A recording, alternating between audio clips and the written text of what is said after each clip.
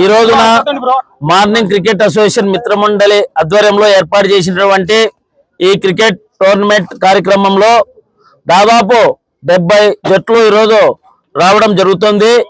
ఇలా అనంతపురం జిల్లాలో అనంతపురం పట్టణంలో మన మార్నింగ్ క్రికెట్ అసోసియేషన్ మిత్రమండలి ఈ కార్యక్రమం చేపట్టడం చాలా సంతోషదాయకం. ఇవాళ సమాజంలో ప్రతి ఒక్క యువకుడు గాని మన నైపుణ్యాన్ని వెలికితీసి మన ఆటలు అనేది ఎంతో ఉత్సాహంగా ఉంటాయి. అలాంటి ఆటలను ప్రోత్సహిస్తున్నటువంటి మన మిత్రమండలి అసోసియేషన్ సభ్యులకు నా యొక్క ప్రత్యేక ధన్యవాదాలు తెలియజేస్తున్నాను. ఇప్పుడున్నటువంటి సమాజంలో క్రీడలు అనేటి ఒక ప్రాధాన్యం.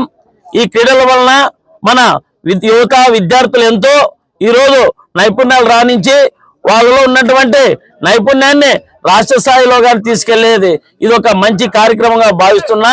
ఇలాంటి కార్యక్రమాలను మన మిత్రమండలి ఆధ్వర్యంలో రాబోయే రోజుల్లోనూ ఘనంగా నిర్వహించాలి. నా వంతు వారి సహాయ సహకారాలు తప్పకుండా ఉంటాయని తెలియజేస్తున్నాం. అదేవిధంగా ఈ రాష్ట్ర ప్రభుత్వం కానీ షాప్ ద్వారా క్రీడలు ఎంతో ప్రోత్సహిస్తుంది. ఇలాంటి క్రీడలను ప్రోత్సహిస్తున్నటువంటి మన మిత్రమండలి సభ్యులకు ప్రత్యేక ధన్యవాదాలు తెలియజేస్తున్నా.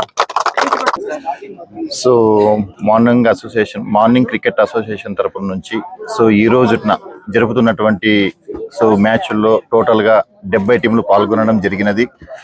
ఇందులో భాగంగా టోటల్ ఆడిన తర్వాత వచ్చేటువంటి ఫస్ట్ ప్రైజ్ విన్నర్కి 1,50,000 రూపాయలు. రన్నర్ ఎవరైతే ఉన్నారో రన్నర్కి వచ్చేసి 75,000 రూపాయలు ప్రకటించడం జరిగింది.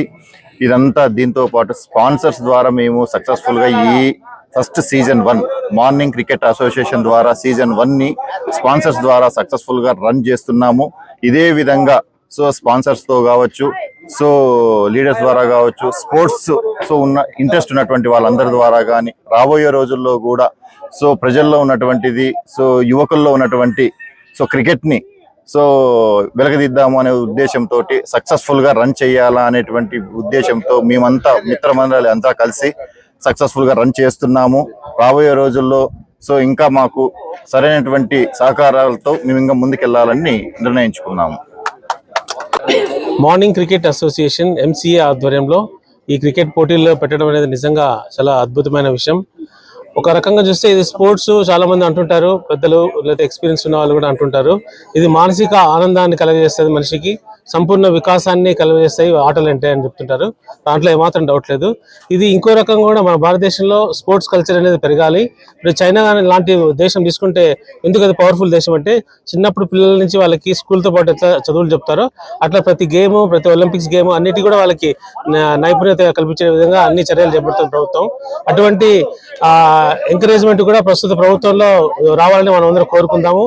దీనికి సంబంధించి ఈ టోర్నమెంట్ నిర్వాహకులకి అందరికీ నా వందనాలు తెలియజేస్తూ చివరిగా ఈరోజు మంచి పర్ఫార్మెన్స్ బౌలర్ కావచ్చు, బ్యాట్స్మెన్ కావచ్చు, అతని క్యాచ్లు పట్టచ్చు, ఎవరైనా కావచ్చు, ఒకరికి మాత్రం నేను నా వంతు సాయంగా 5,000 రూపాయలు ఇస్తున్నాను.